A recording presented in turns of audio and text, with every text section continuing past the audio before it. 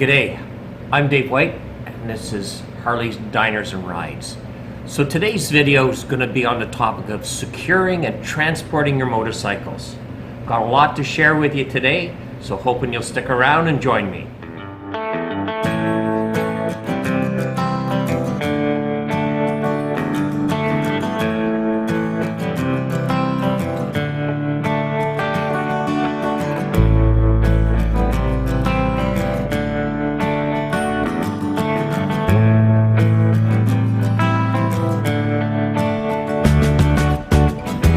Welcome back.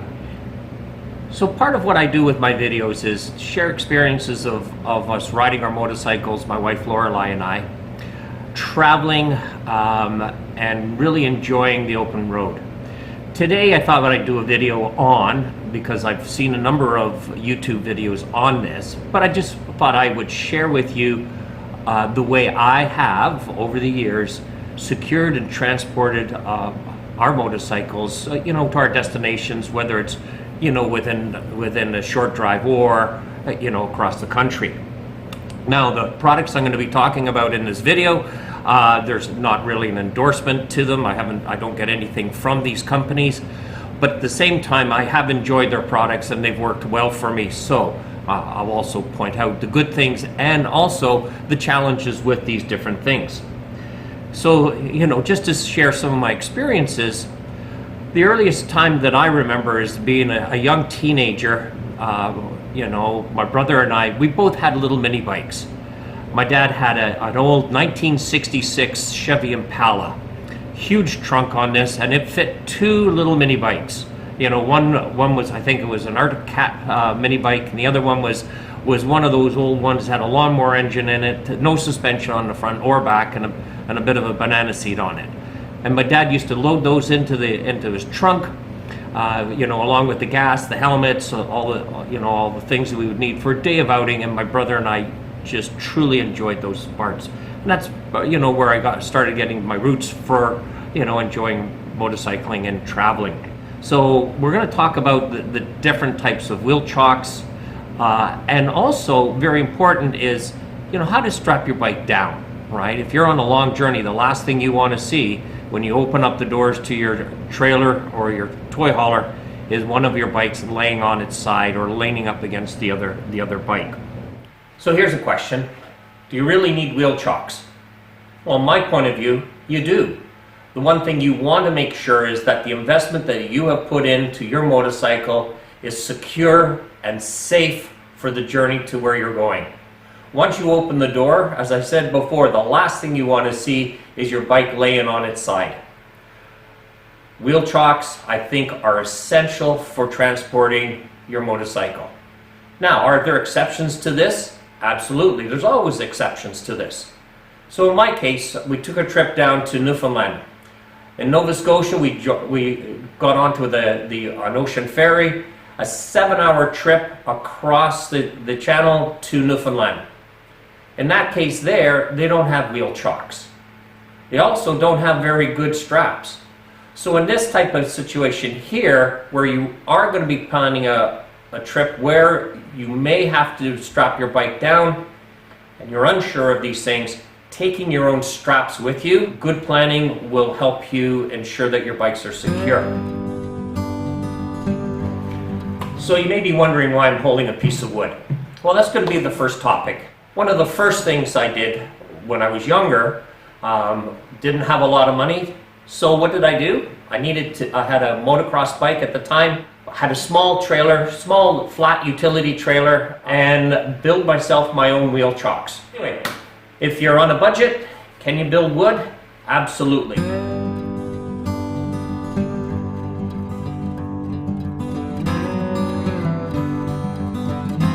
The next example was purchased at a store that we have here in Ontario called Princess. This one here, again, it's a more permanent structure, right? As you can see here, you've got your bolt holes where you can lag them to your trailer for a permanent structure. You can even bolt them, right? You can ride up, you ride your wheel up on your front wheel up, and this folds up and locks it in place. Again, If you have a permanent motorcycle trailer, put these in once and you're all set. The other thing with these are, once you secure your bike to them, we'll talk about strapping your bike. Once you strap your bike to, you'll have to strap it to your trailer, which means that you're going to have some D-rings or mounting brackets fastened to the trailer that your straps can go to. Something like this on sale can probably get for less than $100. All right, and it'll last you forever. Next one I'm going to talk about, and we had this, by the way, we had this in our utility trailer, and we fastened, Lori at the time was driving a Victory Kingpin, and I have my Street Glide. We had this in our utility trailer, and we drove to Sturgis a few years ago, no problem.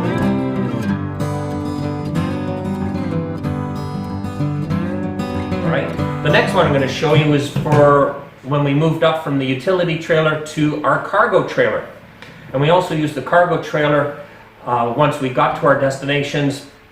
When we went to Daytona Beach, we transported the bikes down. Once the bikes were out, the cargo trailer actually turned into a camper. So the problem with this is, if we had this type of mount in the cargo trailer, all of a sudden we've got an obstacle that we have to walk around, and it takes away from the floor of the trailer and becomes a tripping hazard. But we solved that with our next set of wheel chocks.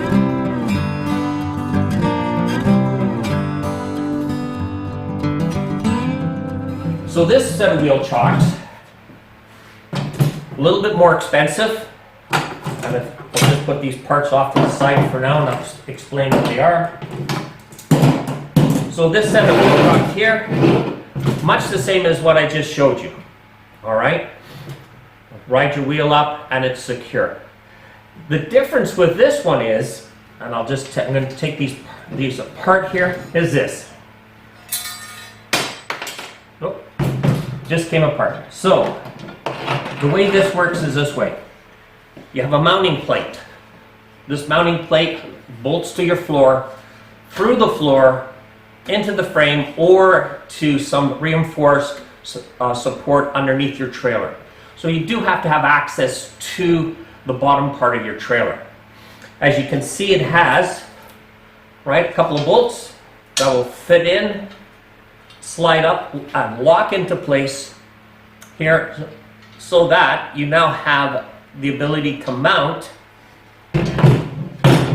your trailer, your chocks here.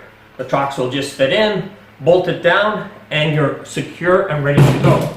As you can see here, when we had this in the cargo trailer, this is flat on the floor, no tripping hazards. You have some carriage bolts that go through, so even if in the middle of the night you're walking through your trailer, you're not going to have any injury. Also, this part here fits a standard, touring bike like my Street Glide. If you had a smaller bike, let's say with a smaller front wheel, and we're talking like a Sportster or something like that, or even a Dyna that has a smaller wheel, you can buy these spacers, and they actually fit into the sides of the wheel clock here, so that the smaller wheel will be secure and won't be able to move around. All right, I'm going to put these on, fasten this back together, and then show you what it would look like all finished. Okay, so it's fastened back together. As a whole, it's attached to the base, and you can see here, I've put the spacers on to show you what that would be like there also. All right, so this one is called the Bike Pro. I've owned it for quite a while now. Again, I've seen these on Amazon. They go for anywhere from around $250 up, depending on the setup. So this one, and as I said here, your strap, right, can go up and over the bike, and you can strap it down and into this configuration. So what are some of the challenges with this? And why aren't we using it in our toy trailer, the toy hauler? One of the things you need to have is access to the belly or the bottom of your trailer. right? As I said before, in the cargo trailer, not a problem. I put the base plate down, drilled my holes, crawled underneath the trailer, had my additional supporting plates, bolted everything in place, and that's all I needed to do. Now I had a secure base for the wheel chocks. In the new toy hauler, in my Coachman, the underbelly is sealed, it's insulated. There's pipes and wires and everything going through that. So access underneath is not an option. Well, I guess it is. So you could rip it all apart, but that's going to be a lot of labor, and you just never know what you're going to get into once you've gone underneath. You know, my recommendation, if you're going to do something like that, is contacting the manufacturer and getting them to tell you what is the best way of approaching getting into the underbelly. Part of the video that you've been watching is I've been unpacking something. I've found a way to secure my bikes in our toy hauler for future travel. The product that I'm using is called Bolted On, a company out of California. And it's got this modular type of wheel chocks. The reason we have it in this configuration here is because I have a large garage in the back of the toy hauler, and I'm transporting 2 motorcycles. So let me just say, this Bolted On has many different configurations so that you can take single bike, motocross bikes, multiple bikes. I believe I saw one of their videos where they're actually transporting up to 5 bikes in a single trailer. Right, so it's all modular. You can build it the way you want. They'll even custom cut these some of these parts here so that they fit into your trailer and what you're wanting to do. So just to quickly go through it, this square channel here that will stretch across the front of my garage. We have 2 supports that will sit on the floor, and the channel will go through here. We have 2 wheel chocks, right? One for a forward position, and you can see the difference in this assembly here. So this would bolt right to our frame. The next part is another wheel chock, but you'll see it's got this adapter on it. And what that does is you take this part here, which is an extension, and the extension just simply slides in like so, and now your 2 motorcycles are offset. All right. One thing I did notice, and I've already contacted the supplier, is that one of the spring load pins is missing. So we're going to be getting that back from the supplier. We also have 2. These go on again onto this square channel, and as you can see, you pull the pin and it'll lock into these holes here. So this part here again gives you the ability to put this onto the channel like so, and then your straps for your motorcycle will just be able to hook in here, helping you secure. Now you're wondering how all of this unit is secured to the floor. Well, they've got these 2 J hooks here, which again slide down through your channels here and go into your D-ring, and then you screw them down nice and secure, nice and tight, which then allows you to put ride your bikes into the wheel chocks, all right, and then strap it down from there. So I'm going to start assembling this for our trailer, and I'll show you what that's going to look like in just a minute.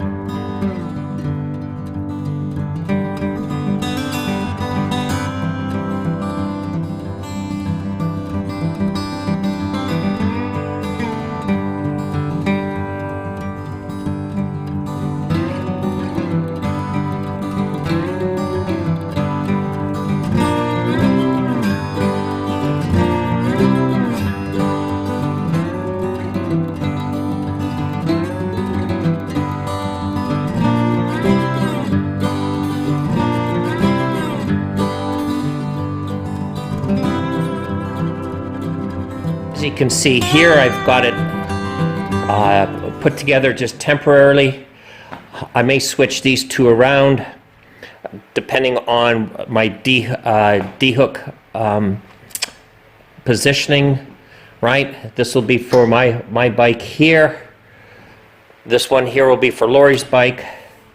And again, depending on the D-rings, I may switch these two pieces around here. Here's your base here. All right. So pretty simple, but very, very effective configuration, right? And what I'm going to do now is I'm going to take this and put it in the trailer, and then come back and we'll talk about some strapping options, and we'll load the bikes up and take a look at that. All right, but again, this is bolted on. So this unit here, and I'll just say, so when you're looking for pricing on this, it is a little bit more money, but again, well worth it if you're talking about a system that doesn't require you to drill holes in the floor, a system that is configurable.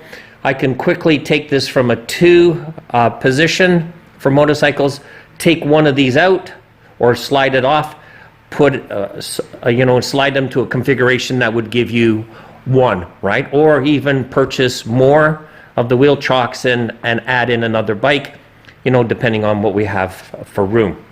Okay, so basic configuration for a single bike, single touring bike is around $400 US.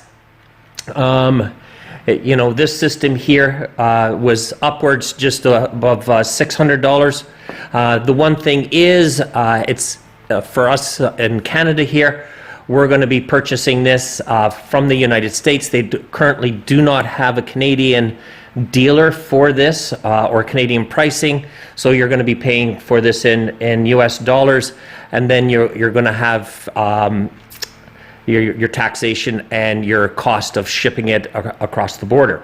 Anyway, regardless of that, great unit. I'm glad I've had it. Looking forward to getting it into the trailer and getting the bikes. I've got it assembled and installed in the trailer.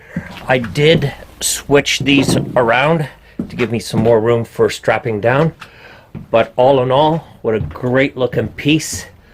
All right, and the next part is, right, just show you there. Next part is to bring the bikes in and test to make sure I've got the spacing correct.